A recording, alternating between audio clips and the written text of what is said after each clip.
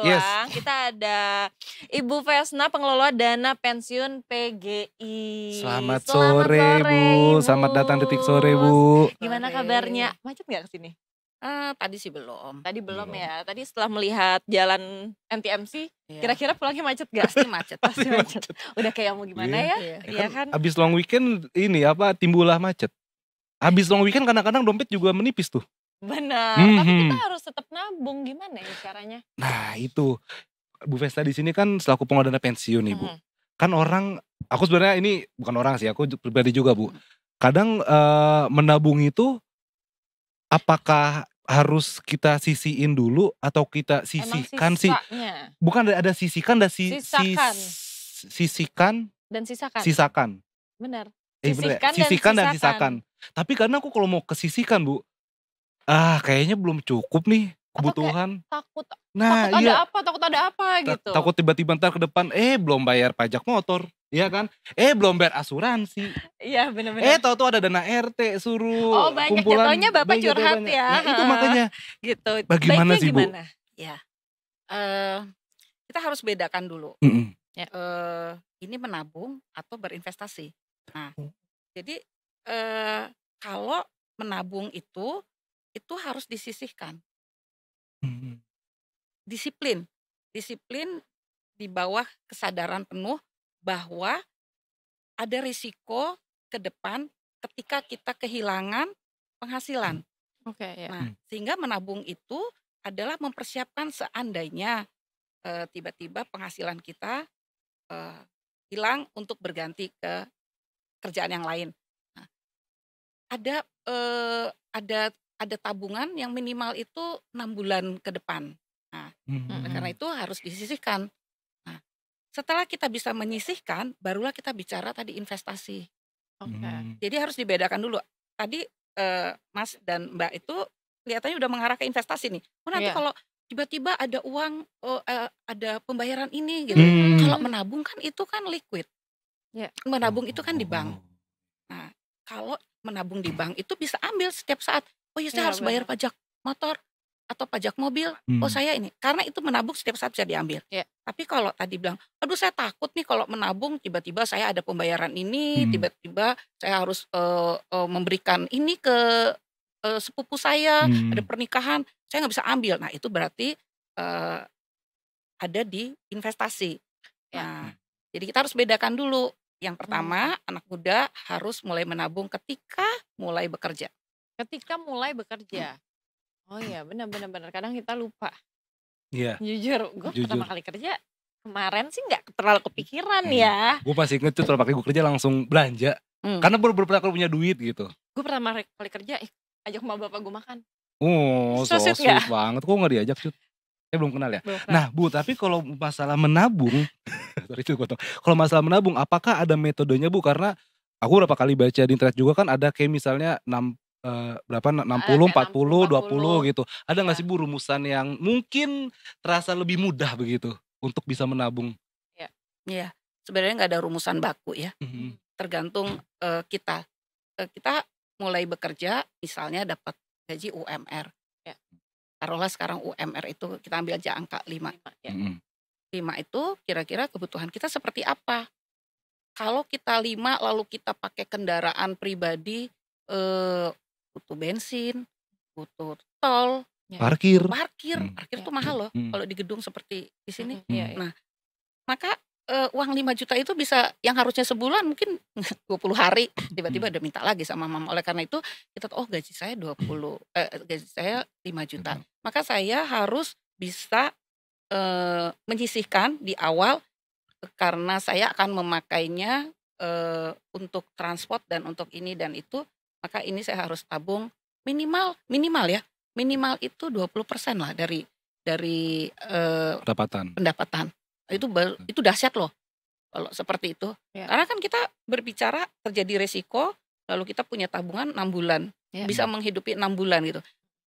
Artinya kalau 6 bulan kita biasa dengan 3 juta, berarti kita harus punya tabungan itu 3 juta kali 6, berarti kan 18 juta ya. Juta, betul. Sehingga kalau kita ada risiko kehilangan pekerjaan, kita masih bisa hidup kok 6 bulan ke depan. Untuk nyari lagi. Gitu. Jadi Bener. hitung-hitungannya seperti sederhana aja. Jadi kita harus mengenali diri kita. Kita tuh seperti apa sih sebenarnya dalam hal memakai uang, membelanjakan gitu. Saya kira sederhana lah. Anak-anak muda sekarang yang penting jangan FOMO. Benar-benar yang penting. Tapi ngomong-ngomong belanja nih, aku sebagai cewek pengen nanya ini. Jadi tuh ada orang yang bilang mendingan beli misalkan let's say tas yang mahal, mungkin harganya 1 juta deh. Tapi kita belinya 3 tahun sekali dengan kualitas yang bagus daripada beli yang harganya 100 ribu, tapi kita kayak setahun beli kayak 2 kali gitu. Sebenarnya mindset yang bagus tuh yang mana nih Bu? Iya, kalau beli harganya mahal tapi dia tahan Long lama last ya. 10 tahun. Saya kira anak sekarang nggak mau ya pakai tas 10 tahun, ya kan? Kayak rasanya pengen ganti gitu ya kan? Lagi perempuan lihat, kayaknya model baru nih gitu kan. Jadi saya kira bukan masalah tahan atau nggak tahan, tapi menahan diri untuk tidak beli yang nggak perlu lah. Yang penting kan saya punya tas dan saya bisa pakai kegunaannya. Yang penting itu kegunaannya, jangan lihat, wah ini lumayan nih, tahan lah. Kita kan biasanya membungkus dengan tahan lama gitu ya. Padahal kita sebenarnya mau beli merek nih. Kita mau beli merek nggak mau ketinggalan seperti teman-teman yang lain kan.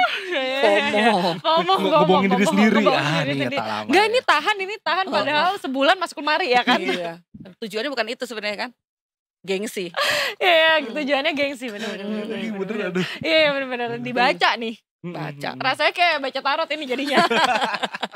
Kebaca jadinya. Iya. Oh, oke. Jadi itu sebenarnya intinya kalau mau beli sesuatu adalah kegunaannya. Oke. Kebutuhannya. Menahan dirinya. Jangan keinginannya.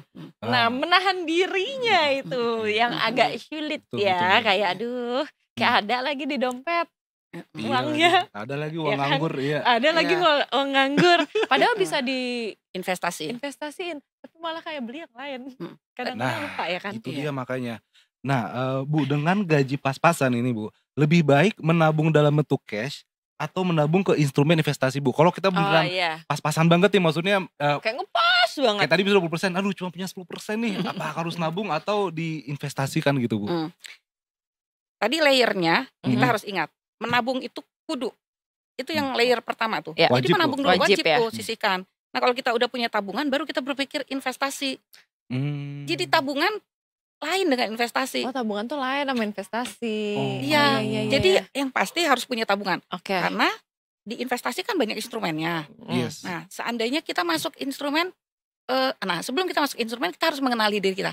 Kita tipe orang yang bisa menerima risiko atau tidak bisa menerima risiko. Baru kita bisa menentukan, kita mau investasi di mana gitu kan.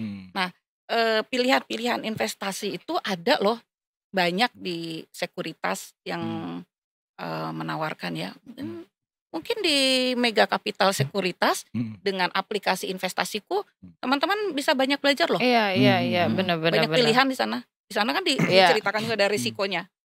Risiko ini berapa, ini berapa. Moderat, bisa dibantu sama AI juga ya kan kalau di sana. Nah itu dia. Iya kan. Iya kan, itu tapi membantu nggak kalau AI itu sebenarnya? Kayak untuk menentukan deh kita punya segini. Terus habis itu mau ke instrumen yang mana ya? Itu sebenarnya AI nggak mengenal diri kita loh. Kita tuh tipe orang yang bisa menerima risiko seberapa. Iya, dia cuma ngasih pandangan opsi kali ya. Ngasih opsi. Oke. Nah, tapi sebenarnya ini adalah salah satu yang orang salah tangkep ya. Nabung sama investasi itu adalah beda sebenarnya. Bukan sama, karena di pikiran aku sama. Jadi sebenarnya ini berbeda. Beda dong. Kalau tabungan itu tadi nabung di bank. Iya. Investasi bisa di efek atau misalkan beli emas gitu ya. Tapi kalau di bank itu kan kita setiap saat bisa datang ke bank ya dan ngambilnya juga. Nah kalau investasi kan di sana mungkin ada perubahan harga. Iya. Jadi wah kok saya kemarin investasi 1 juta, kok sekarang hari ini misalnya ori ya atau sejenisnya atau saham dan lain-lain. Ini kok sekarang harganya segini sih, waduh uang gua berkurang dong. Nggak gitu. Makanya yang untuk dipakai darurat ya tabungan. Tabungan. Mm-mm. Oke, investasi bukan Jangka sesuatu panjang. yang bisa Jangka tiba-tiba ditarik juga Iya, itu kan. jangka panjang. Oh iya tuh salah kaprah tuh orang-orang kadang-kadang. Dan dua-duanya itu Bu, apakah menuju ke muara yang sama bernama dana pensiun atau berbeda? Beda. Oh, Ini beda. setuju nih Mas Oke, dari pensiun oke, nih. oke. Karena Bu Vanessa juga dari pensiun kan. Mm-mm. Beda gimana Bu? Beda. Ya, tabungan tadi itu harus Mm-mm. ya, itu di layer pertama. Terus kalau udah bekerja tentunya kita harus mempunyai, ini sebelum ke investasi ya. Iya. Kita harus mempunyai, boleh dibilang tabungan pensiun. Tetapi tabungan pensiun itu nggak bisa diambil suka-suka ya. Karena di sana ada regulasinya bahwa kalau kita masuk di misalnya dana pensiun PGI gitu ya, itu kan dana pensiun pemberi kerja. Nah, ada aturan sendiri yang nanti komitmennya nih pensiun umur berapa? Nah, misalkan pensiunnya umur 58 sekarang ya, baru bisa diambil umur 58. Jadi jangan saya ada uang nih di tabungan pensiun, besok saya mau ambil karena udah ratusan juta, nggak bisa gitu. Karena ada aturannya, nanti diambil umur 58 ya, karena disitulah usia saya pensiun. Untuk tabungan pensiun juga itu sama seperti tabungan untuk darurat ya, itu harus direncanakan di bawah kesadaran penuh bahwa kita akan semakin tua dan pastinya kita juga ada waktunya tidak bekerja lagi. Itu harus dibawa kesadaran itu. Jadi perencanaan yang pasti dibangun di atas dasar kesadaran untuk merencanakan sesuatu yang pasti akan kita masuki usia itu. Mulainya kapan sih Bu bagusnya bikin dana pensiun? Iya. Maksudnya apakah aku sih jadi gue contohnya nih. Ya nggak apa-apa lah lo deh. Ya aku umur 34 Bu, aku tahun ini. Aku ya udah bekerja di sini udah 14 tahun lah. Wow. Udah lumayan lama gitu. Ya aku udah, apakah sekarang saatnya aku membuat dana pensiun Bu, atau nantilah, ntar tunggu umur 40 deh. Biar 10 tahun lagi. Atau gimana Bu? Iya juga ya. Kerja berarti udah 14 tahun. Udah 14 tahun. Harusnya waktu 14 tahun yang lalu udah mulai. Dari awal berarti Bu ya? Iya. Berarti Aku tercengang. saya juga harusnya udah beberapa tahun yang lalu. Dari awal berarti Bu? Iya. Ini jangan lihat besaran ya. Disiplin dan terencana. Jadi bukan berarti gaji saya masih kecil. Sekarang gini. Iya karena gitu. Misalnya umur 22 udah kerja. Oh iya, wah masih anak muda nih baru mulai bekerja nih. Masih menikmati, ntar lah, lama lah. Masuk umur 30, era 30, rumah tangga dong. Aduh saya udah punya istri atau punya suami. Aduh saya harus beli ini. Gak jadi lagi nih, ada cicilan. Gak jadi lagi nih nabung pensiun. 30, masuk umur 40, 35, 40, anak-anak nih lagi masa kuliah nih. Antar lagi pensiun deh, nanti aja. Terus aja, akhirnya 2 tahun lagi sebelum pensiun, umur 55 atau 56, saya mau pensiun loh. Selama ini saya kemana aja gitu. Baru rasa kerusuk bingung. Jadi semuanya harus satu kata, perencanaan. Perencanaan harus matang ya. Dan secepat mungkin ya. Dan secepat mungkin iya. Jangan ditunda-tunda detikers ya. Nanti lama-lama tiba-tiba udah mau 55. Iya kan? Gak kerasa. Bentar lagi kan Pak? 60. Kalau untuk dana pensiun itu Bu, kalau di PGI sendiri ada ini gak sih Bu, ada besaran angkanya gitu? Mungkin sebagai kita, biar aku bisa belajar aja gitu. Ada gak sih berapa, misalnya karena pensiun mungkin masih lama, cuma 2% atau 5%, ada gak sih Bu atau gitunya angkanya? Boleh izin saya jelaskan tentang dana pensiun ya. Dana pensiun itu ada 2 jenis. Jadi dana pensiun lembaga keuangan yang dibangun oleh bank atau asuransi. Dan dana pensiun pemberi kerja.